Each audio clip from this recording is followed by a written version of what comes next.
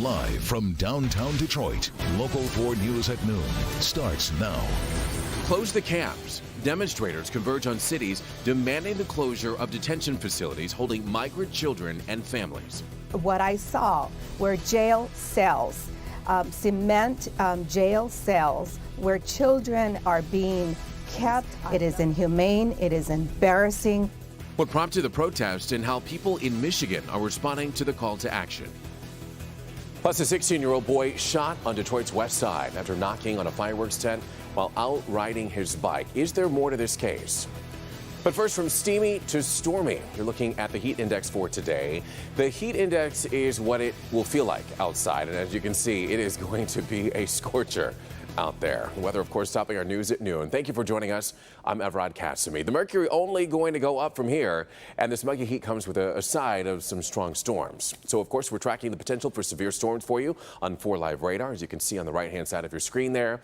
Before we get to that, let's take a quick look at temperatures all across Metro Detroit for you right now, starting with Ann Arbor, where you can see there 77 degrees is the temperature right now. Next up, we head on over to Mount Clemens, 80 degrees there. And then here in Detroit, no relief from the heat yet either, even though we see what looks like a raindrop on the camera there. 86 degrees here in the city of Detroit. Let's turn things over to meteorologist Brandon Rue. Is it only going to get hotter from there? It is, and some of these numbers are impacted by recent rains, like Ann Arbor saw some downpours go through, so the numbers are going to rebound quickly and warm up. Right now we're seeing a couple of cells south of Coldwater here capable of producing some damage down there, but it is drifting farther south. Here's a look at temperatures, mostly middle 80s, and we have 84 now in Ann Arbor, 82 Mount Clemens, we have 81 in Pontiac. You look down south and temperature already in the 90s from Grosse Ile down to Monroe, and you factor in a little bit of humidity, and we're all feeling a little bit closer to 90, and we're just getting started. 90 will feel more like 96. Heat and humidity with a stationary front getting on the move and being a sort of spark for some showers and storms. Random between now and 2 or 3, but after 2 or 3 is when we expect what could be some of the stronger or severe storms, Evrod. We're under a marginal risk, and that means a pretty weak risk, but still a risk. We'll have to keep eyes to the skies. All righty, Brandon, thank you. We want to get to some new information that we're getting after a 16-year-old boy was shot on Detroit's west side. Last night, the teen was riding his bike in the area of Greenfield and Joy, looking to purchase fireworks from a tent. And police say that he might have tried to knock on the tent, which was closed at the time. You're looking at video from the scene from earlier this morning of the tent where this all happened. There's also a map on the right side of your screen to show more of the location. That's where we find Local 4's Larry Spruill. He joins us live now this afternoon. First off, Larry, do we know how the victim is doing, that teen boy? Good afternoon, Evrod. The good news is that teen is in stable condition right now, but let me show you everything happened here at this tent. According to police, we are at the intersection of Joy Road and Greenfield. Now, police say he was riding in this area when he was shot on his bike.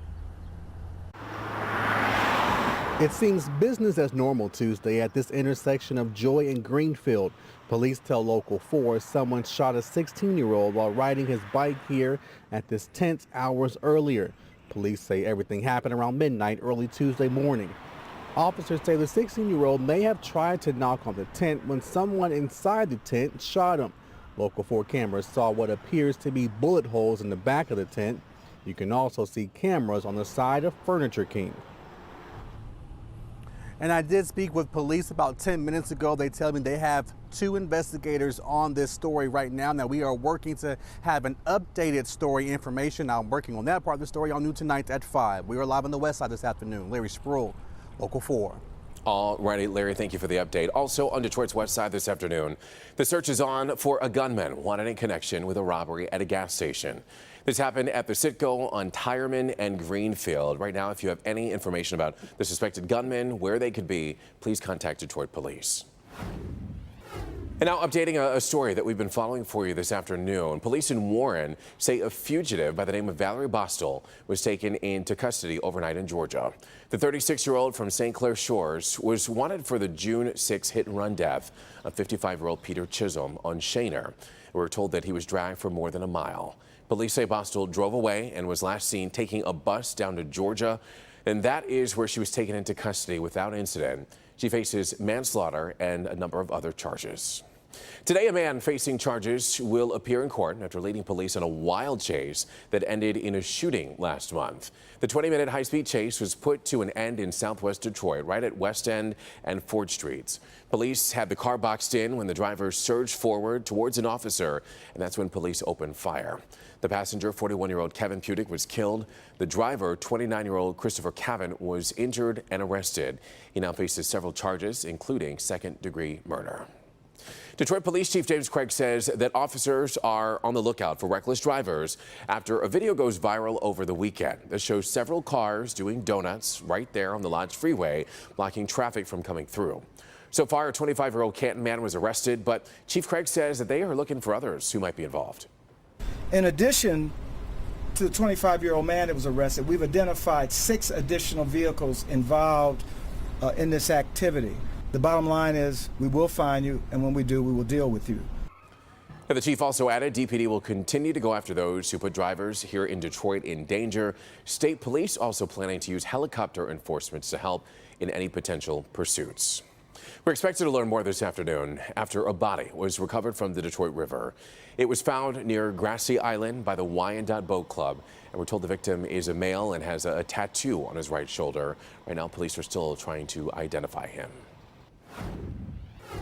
Demonstrators converge on cities demanding the closure of detention facilities holding migrant children and their families.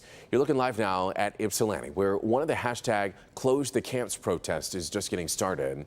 And now to some video out of Florida, where there's another Close the Camp protest. This one started earlier this morning.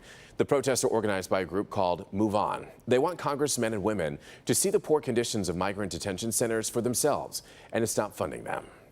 In the meantime, the crisis at the border appears to be escalating. Not only are migrants still living in what some are calling terrible conditions there at the border stations, but now authorities have launched an investigation into a private Border Patrol Facebook group that reportedly mocks migrant deaths and contained some pretty crude jokes about members of Congress. Gabe Gutierrez breaks it all down from Clint, Texas. Anti-immigrant protesters outside the troubled Border Patrol station in Clint, Texas, and members of the Congressional Hispanic Caucus, all Democrats, touring several migrant detention centers, tweeting out this picture and video, even though they were told not to bring in phones. Congresswoman Alexandria Ocasio-Cortez calling conditions unconscionable. This was them on their best behavior, and they put them in a room with no running water, and these women were being told by CBP officers to drink out of the toilet. Border officials later pushing back, calling the accusations completely untrue, adding there are ample supplies. The latest flashpoint in the immigration debate, a bombshell report by ProPublica detailing a file page. In a written statement, Customs and Border Protection calls the post completely inappropriate, adding any employees found to have violated our standards of conduct will be held accountable. I know that the Border Patrol is not happy with the Democrats in Congress. I will say the Republicans do want border security. CBP has been under fire for allegations of overcrowding and unsanitary conditions, which it has disputed.